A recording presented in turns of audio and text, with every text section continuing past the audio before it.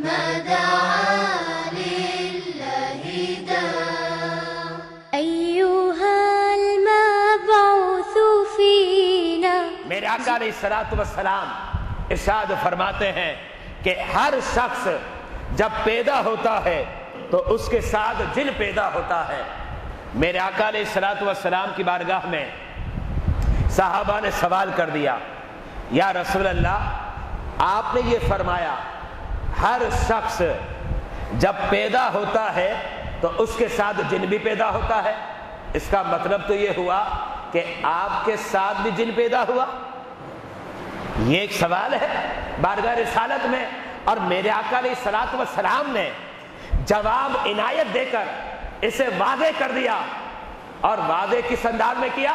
فرمایا ہاں میرے ساتھ بھی جن پیدا ہوا.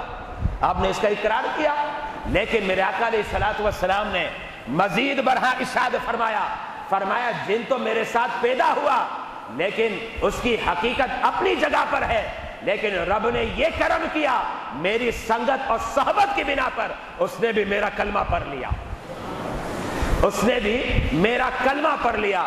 پتہ یہ چلا جب نبی کی سنگت اور صحبت مل جاتی ہے تو ایسی سے کہ جس کی حقیقت اور ماہیت کچھ اور ہو، حقیقت اور ماہیت کچھ اور ہو، جب وہ نبی کی سنگت میں آ جائے تو سنگت کی برکت سے حقیقت اور ماہیت جو ہوتی ہے اسے نظر انداز کر دیا جاتا ہے.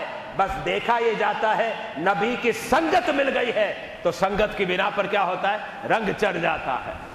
صبغت اللہ، رنگ چڑھ جاتا ہے. اور رنگ کیسا چڑھ گیا کہ اس کی حقیقت کیا تھی؟ شیطانیت تھی. اس کی حقیقت کیا تھی؟ شر تھا. لیکن سنگت مصطفیٰ کی برکت سے اسلام قبول کرتا ہے اور نبی کا غلام بن گیا، نبی کا غلام بن گیا. تو اگر